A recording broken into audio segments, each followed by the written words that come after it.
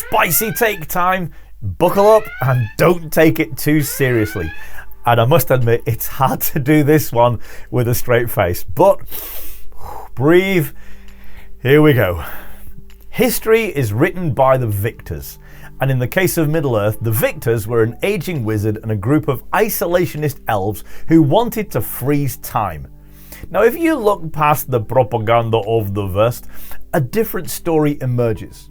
It's the story of a visionary leader who didn't want to destroy the world, but save it from its own entropic chaos. Sauron did nothing wrong. Now, okay, stop. Okay, right. I'll go. I can do this.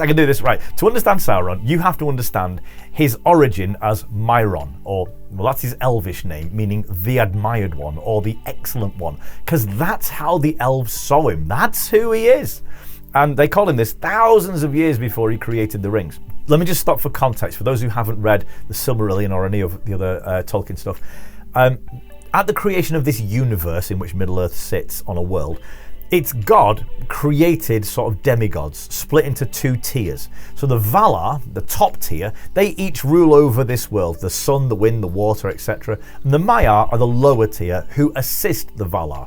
And they all live in this world in which Middle-earth is a continent, mostly on an island to the west called Valinor. But you see them in Middle-earth. You actually see them in the movies.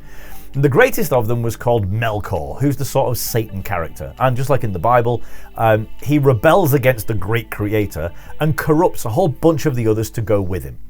And one of those he corrupts and seduces is Myron, the admired, who is later renamed by the elves as the abhorred one, or the despised one, or Sauron in Elvish. Now, he was a servant of the Valar, Aule the Smith, who created the substances of the world, including mountains, valleys, metals, gems, all sorts of stuff. Substances was his thing. Sauron, his core nature was not malice, it was order. He loved efficiency, coordination, harmony of things, and the perfection of the physical world. It made him a really great apprentice to the guy who made things. While the Valar, that's the top tier demigods who ruled over the world, they sat in their gated community in Valinor, ignoring the suffering and the disarray and the war of the rest of the world, including Middle-earth. Sauron stayed. He went out there into the lands and into the places where all these others lived. He saw a continent spiraling into tribalism and decay, and he decided to fix it. His early alliance with Melkor is often cited as his greatest sin, where he was seduced by the temptation to bring order to the world. His mind was obsessed with structure. He was created that way.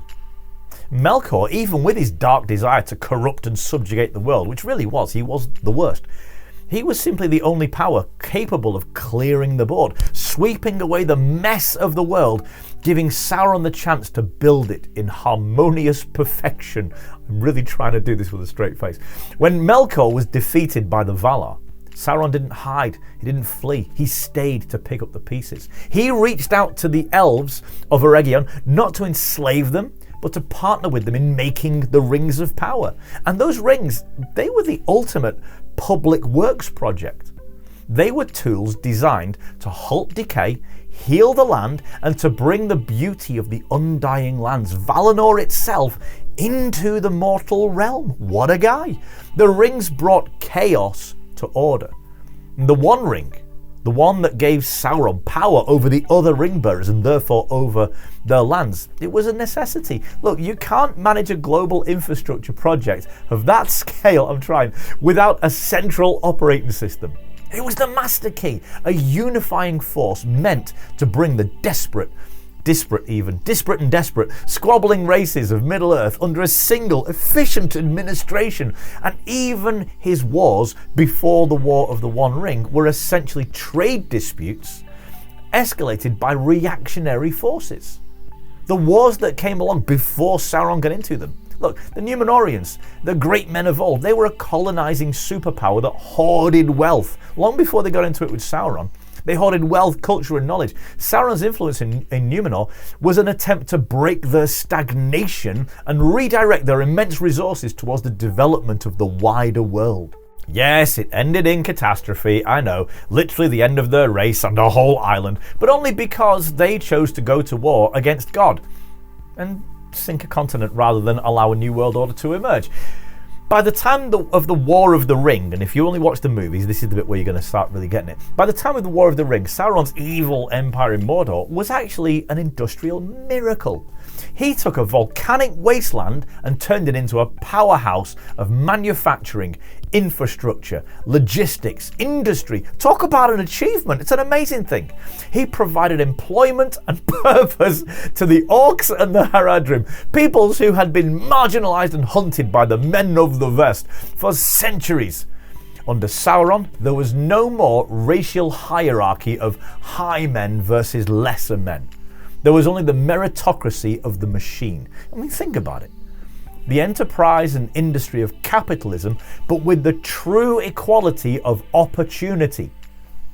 And what, you think it's evil because it looks murky? Have you ever seen a coal miner or an oil rigger? Listen, people get dirty when they're doing work. Why are you being such a snob? Unless you just hate blue-collar workers, you'll overlook the aesthetics of the world that he was creating. The Fellowship, they weren't a group of heroes. They were a bunch of Luddites who probably thought the same as you bigot. I'm joking. I'll get off that now. They fought to destroy the one thing capable of bringing peace and technological progress to a fractured continent. They chose a world of fading magic and monarchical birthrights and racist elitism over a world of industry and unified law. And yes, there was a lot of killing and torture along the way. But, I mean, what was it Aragorn said? Let us hunt some orc. Hardly progressive, is it? What about their legs? An orc's got to eat, right? Unless you're a vegan, you've got absolutely nothing to say about that. And by the way, we ain't had nothing but maggoty bread for 3 stinking days. Can't we see that with maggot-stuffed bread, Sauron and Saruman, who was his partner, by the way, as an apprentice to the Valar Aule, these were bros long before Gandalf got in the picture. They were actually leading in the development of non-sentient protein foods. So much so that maggot meat is now being developed as a sustainable alternative. I'm not joking, it's a real thing. Sauron was ahead of the game, man. So look past the propaganda of your own prejudices and see just how progressive Sauron actually was. Just imagine the world he would have created if they'd just left him to it, didn't kill him.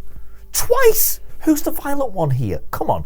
Sauron didn't want to rule a graveyard, he wanted to rule a garden that actually worked. He was a reformer in a world of reactionaries, a bringer of light, who was branded a Dark Lord simply because he asked the world to be better than it was. I'm trying. I've got a script and it's really hard to get through it. Right, I'm going again. And with that, I'm at the end now. Have at it in the comments. Again, it's just a spicy take. I'm not saying I believe this, just trying to get a conversation going. And if you want more fiction for grown-ups, then hit like and subscribe, because that's exactly what we're doing here, okay? So tell me where I'm wrong. I'm sure you've got plenty to say on it. Tell me what other spicy take you want me to take on. Get on the socials and see what we're doing. We're building a brand new science fiction, guys, and it's going to be amazing. And you can be involved as a creator or as a fan who actually owns a piece of it. So get involved. Get on the website, get on the socials, and that's it. Hit like, subscribe, share, all the lovely things. Thank you so much for listening, and I look forward to seeing you next week.